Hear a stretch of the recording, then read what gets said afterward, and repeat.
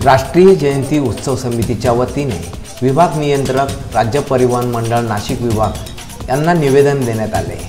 नाशिक व अहमदनगर जिल्ह्यातील समाज हा संत भगवान बाबा व वामन भाऊ यांना मानणार आहे। दोन्ही जिल्ह्यातून अनेक भाविक भगवान बाबा यांच्या दर्शनासाठी जात असतात। त्यांची प्रवासाची सोय व्हावी या हेतूने नाशिक वाया सिन्नर, संगमनेर, श्रीरामपूर, नेवासा, पाथर्डी ते भगवानगड व सर्व तीर्थक्षेत्र अशी बस सेवा सुरू करण्यात यावी असे निवेदन यावेळी देण्यात आले।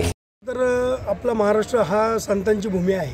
गेल्या अनेक दिवसांपासून राष्ट्रीय जयंती उत्सव समिती जी आहे ती ह्या संतांचा एक अनुकरण करण्यासाठी, संतांचा इतिहास घरोघरी पोहोचविण्यासाठी, संतांची जयंती पुण्यतिथी उत्सव साजरी करण्यासाठी एक राष्ट्रीय जयंती उत्सव समिती साजरी करण्यात आलेली आहे। तिची निवडणूक झालेली आहे आणि त्यामध्ये काही आमचे पदाधिकारी नेमणूक करण्यात आलेले आहेत। त्यांच्या वतीने आज जो आमचा आद्य संत आहेत संत भगवान बाबा महाराज यांचा जो बीड जिल्ह्यामध्ये त्यांचा जो गड आहे त्या गडावर जाण्यासाठी नाशिककरांची अनेक प्रकारे हाल अपेक्षा होत असते।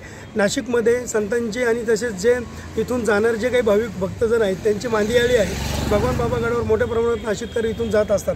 नाशिक जिल्ह्यातील विविध स्तरावरील लोक इथून तिथे जात असतात। मात्र त्यांना जाण्यासाठी कुठल्याही प्रकारची गाडी अगर कुठल्याही प्रकारची जाण्यासाठी वाहनांची व्यवस्था नसल्या कारणामुळे आमच्या ह्या जयंती उत्सव समितीच्या माध्यमातून आम्ही इथे विभागीय अधिकाऱ्यांना निवेदन देण्यात आलेलं आहे।